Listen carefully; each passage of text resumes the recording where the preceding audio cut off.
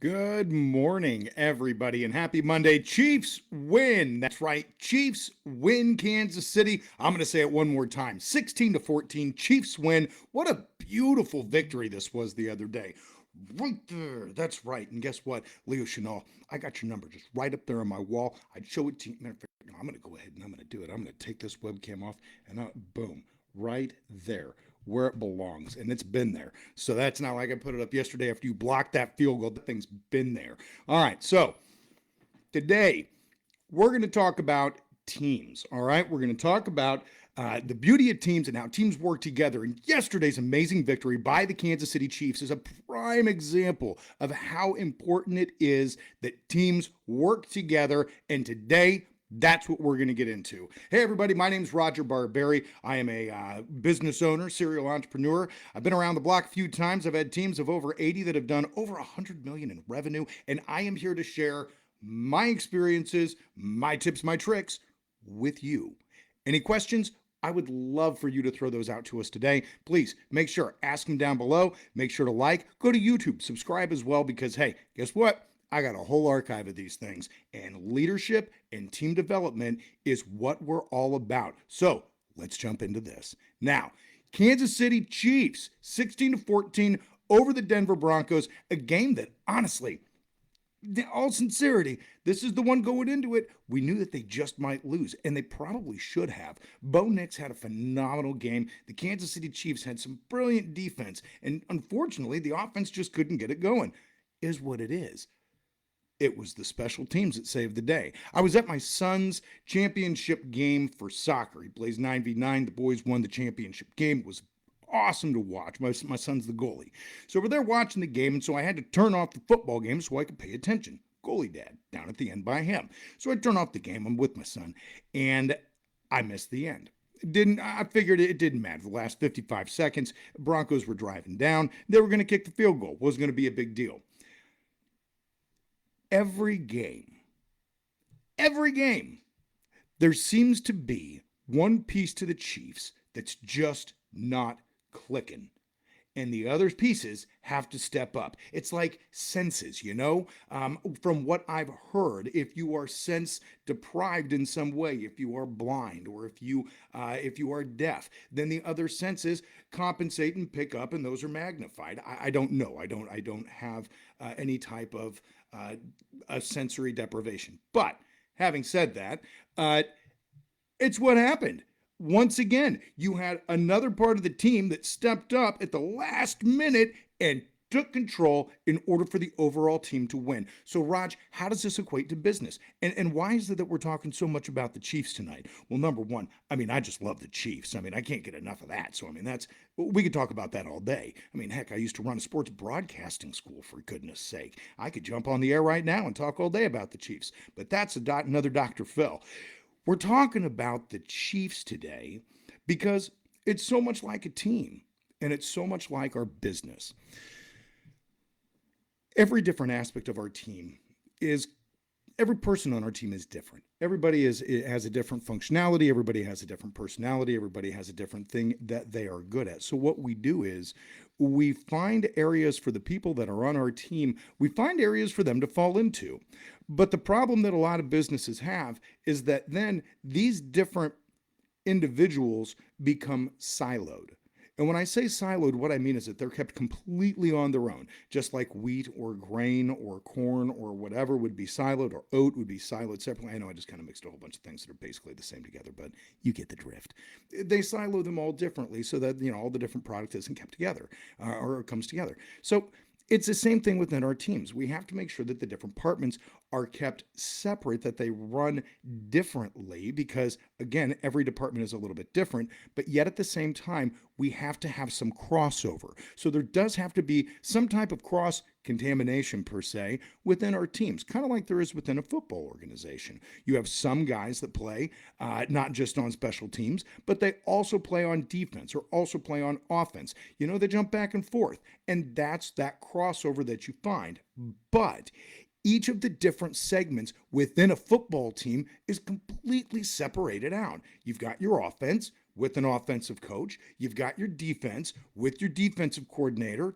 And then you got your special teams with your special teams coordinator, right? So they all oversee each individual area. The defensive coordinator, Steve Spagnuolo, doesn't tell Andy Reid or Matt Nagy how to run the offense. He doesn't do that. It's just like Andy Reid and especially Matt Nagy don't tell Steve Spagnuolo how to run his defense. It's different. Same with Dave Dope with special teams. But it's because they are so focused, so hyper focused on those individual departments that they are able to capitalize at a maximum level. And that's what we have to make sure of, is that the leaders that we have within our organization or even within our small teams, that everybody is focused within that branch, right? That's how you create a larger team. And by the way, there was a question that was asked that caused me to start off with that. And the question was, Raj, what's the best structure that you have for a team? And honestly, I mean, every team is a little bit different. And so that's why we're going directly into silos this morning. We're going to talk about silos and interdepartmental communication. And interdepartmental communication, you've got to have it within your organization. Everybody works off of each other. I mean, that's within a business, it's like a cogs within a clock. It's like cogs within a clock.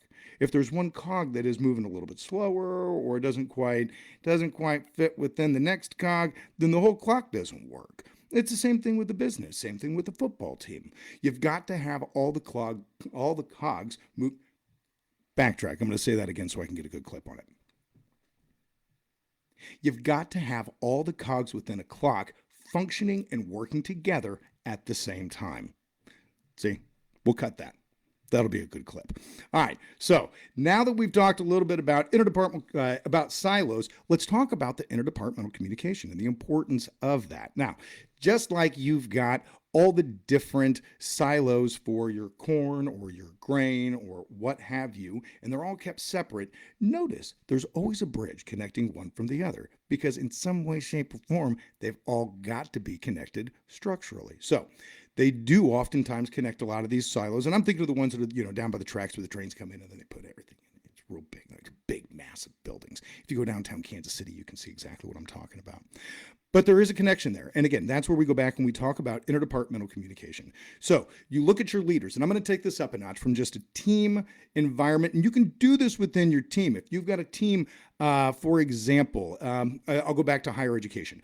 When I had a team of 15, I had 15 people when I first started as manager over at Ashford University. I had a team of 15 people, and we would find what each individual was best at. And of course, those folks that wanted more fulfillment, would want to teach, would want to educate, would want to mentor, would want to be more a part of the process in order to grow as individuals. So we would figure out what it is that they were really good at, and that's what we would institute for them to do within the team.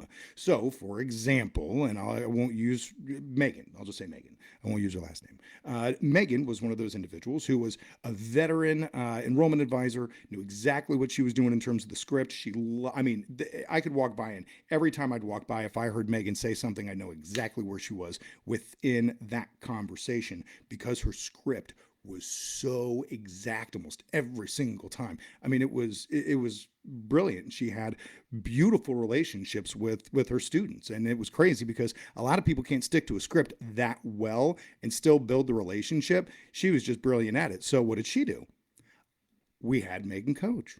Megan wanted to coach. She wanted to teach. She wanted to actually get into learning and development too. So it worked out perfectly. So within our team of 15, Megan was the one that I went to for that coaching when it came to getting kids into a room, getting folks into a room, other employees into a room, and going through stuff. I say kids because we had some younger folks at the time too.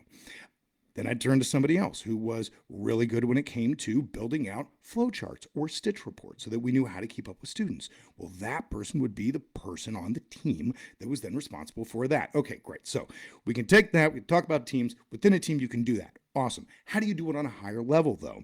That's where you've got your leadership, right? You bring your leadership in, and the leadership is then responsible for each one of those segments. But you don't have to have the departments necessarily always get together. That's where leadership comes into play. Leadership is able to go through everything together so that then they can disseminate the information down to the folks that they work with. But Raj, what about true interdepartmental communication? I do believe that at least once a quarter, you should have an all hands where you have everybody get together, where you have all different departments gather so you can have a state of the union where everybody gets to discuss in front of everyone, all employees, the health of each of the different departments. And we're not necessarily talking about this on a mega company level. We're talking about your 250 or less kind of company level. Once you get up to your mega companies, and that's a little bit different. It's take them to a conference, have some fun, and give them awards, and then publish those types of things. You don't need to have those types of what we used to call QRMs or quirms, quarterly review meetings. So, in any event, extremely important. You do have to have interdepartmental communication, but once you're on a grander level, that takes place along the leadership lines.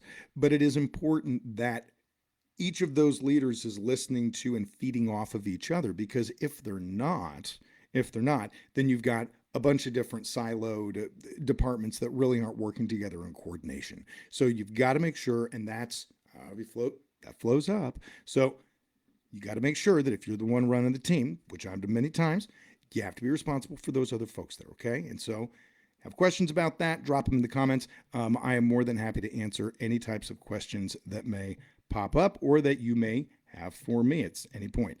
All right, so one of the other questions that has come up that was sent over was, Raj, what is it, or why is it that why do you compare your family to business? Why do you compare your family to business sometimes? And I'll tell you what, I don't compare my family to business, but I definitely liken my family to a business. And I liken my family to a business for quite a few different reasons. And I think it comes back originally to that feeling I had when I first took over a team, that I had so much pride for what I was about to embark upon. It wasn't a selfish pride. It wasn't a pride like Lion King pride, or I don't know, King of the Jungle pride. I don't know, it wasn't that kind of pride. It was a pride of responsibility. It was a pride that was based in responsibility for others. And that's deep. That's deep, because I remember my father's an attorney. My father once told me, he goes, Roger, goes, you don't know what it's like. You don't know what it's like to have a job where you go home and you can't sleep at night sometimes because other people's lives depend on you. He told me that when I was an actor. You're right. I had no idea. I had no idea. But I can remember when I got into higher education after I left the theater world, when I went into higher education and I started working in that corporate environment where all of a sudden I was now responsible. As soon as I hit the management level, I was responsible for those 15 people and their livelihoods. And not just their livelihoods, but for some of them, the livelihoods of their kids and their spouses. And they were healthcare providers. And it was 2008, and we were going through this huge credit crisis, like most of us remember. And most people were just trying to stay afloat. And this was in 2008. And at the time, in 2008, I'm 45 now, and it's 2024, so this is quite a while ago. Back then, I'm watching gentlemen that are, and men and women that are much older than I am, that were accomplished in careers, that had to leave their careers and come over, and all of a sudden I'm managing these folks that I I was brand new to the corporate world. These people had all kinds of business experience. But I figured it out. And it came down to relationships. It came down to relationships.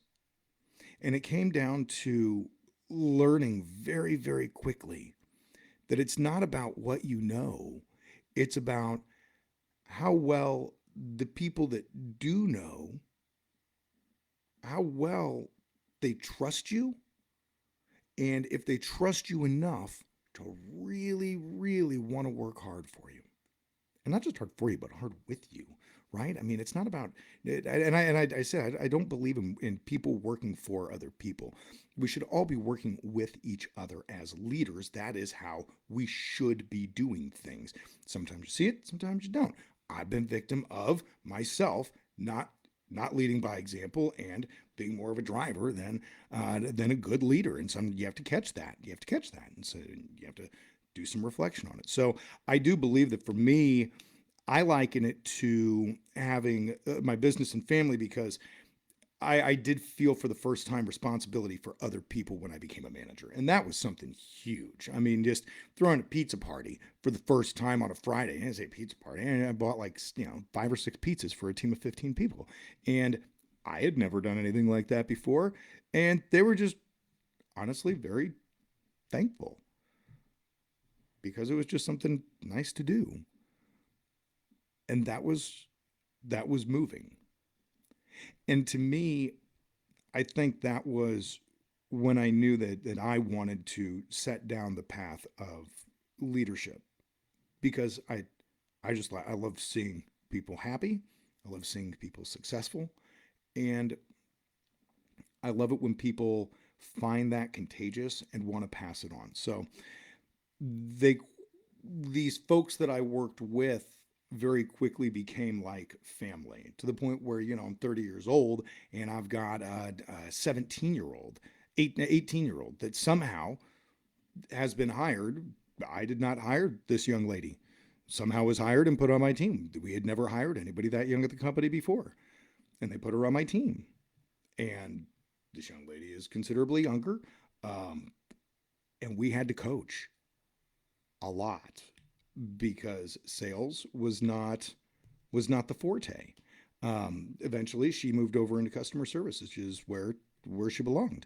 And I do recall though that we coached a lot, and she became a very very good enrollment advisor at a point. And that that feeling too of knowing as a leader. And we talked about this last week. So if you didn't see last week's episode, go back to the YouTube, go back, on Facebook Live, go back and take a look. Last week we talked about symbiotic leadership, and that was one of those moments where when you give to somebody else to a point that, I mean, she did a whole 180 and just crushed it and turned her life around. Um, you go, that's just amazing as a leader. And so you do look at folks like their family, and that's so dang important. Now I'm going to flip this around real fast, and then we'll wrap it up for the day. But I think that the other piece about that is family and business. Sometimes you've got to run your family like a business too. And I'm going to catch some flack for that, I'm sure, because my wife didn't understand that. She asked me one time as well. She goes, "Why do you run us like a play? Why do you try to run the family like we're a business?" Because number one, that's what I knew at the time. I mean, I really only knew how to run things like a business because if not, then I'm the type of person that without structure, everything just kind of goes to hell. So it's like, all right, I need structure, especially for a family. We got to create a structure for this. So I have a tendency to run it like that. And I do so because it's very much so like a business. And it's very much so like a business because you're responsible for goals, right? You have family goals that you are responsible for. Sit down with your spouse, sit down with your family, come up with family goals. What do you want to do, right? Schedules. You've got to make sure that you have everybody down to a schedule. We have 3 kids. 3 kids, and these kids are active. They are all over the board. And I'm talking this weekend alone, my son had 4 different soccer games, plus we had gymnastics, plus we had dance, plus we had a birthday party, plus we had, and it just goes on and on and on and on and on, right? Plus I got to work, plus I got schedules. You've got to have a schedule, just like you do in any business. Budgets. What are you spending as a family? What are you doing as a family? How are you going to achieve those goals without a budget? Figure it out, right? You've got to have a budget. Rules. You've got to have rules. Free range parenting. You can free range all you want, but you still got to have some rules. You got to have some type of structure, something. Kids crave structure. They need structure. And that's how the little wires in their brains get formed. The little connections happen. You got to give them some structure. Just like we as adults, we need structure. And I'll tell you, as somebody who loves to build businesses, I found myself now Sometimes you need people to hold you accountable to stuff. You truly do. Get yourself a business coach if you're an entrepreneur. Get yourself a business coach or a finance coach or a fitness coach or whatever kind of coach. It doesn't matter. It does not matter. Everybody needs accountability, and that goes within your own families. Your family has to have accountability to something. So, create some rules. But then finally, a procedure. You can have these rules, but how do you follow the rules, right? It's kind of like an SOP. Well, this piece of paperwork comes in, where does it go? Well, it goes over here. Well, okay, great. What do you do as a family, right? Everybody should have chores. There should be a procedure for everything. Everybody should have some type of responsibility. Because if you go back and you look at the research, Jordan Peterson talks about it all the time. Children who have responsibility grow up to be more responsible adults. Developing our families is so extremely important. And not everybody who's watching this has a family. Okay, then don't worry about it. This part of it's not for you. But the question was, why do I operate my family like a business and my business like a family? Why do I kind of look at them the same? Why do I compare them? And again, I don't compare them. I liken them. I liken them because they are very, very, very similar. You spend 40 hours plus a week with the people that you work with. 40 plus hours, waking hours. Think about that. And then you go home and you're at home for overnight, but you're asleep for most of the time. You get home at 6:30. That doesn't count the time the kids are playing soccer and doing all this, sitting there outside. I mean, time with your family. You really don't spend anywhere near 40 hours a week with your family as actively as you do the people you work with. So that's why I treat my business like a family. Again, if you've got any questions, any comments for me, please reach out. Let me know. I appreciate everybody once again reaching out. Everybody who's watching this right now, thank you so much. Again, my name is Roger B. Like, subscribe, follow me on YouTube. Huge victory. Kansas City Chiefs, 9-0. We love it. Rock and roll. Be safe. Be blessed, everybody. We'll catch you next Monday.